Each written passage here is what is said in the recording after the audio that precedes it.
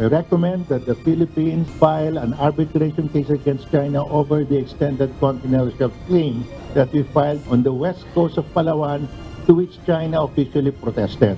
Let's do the next step.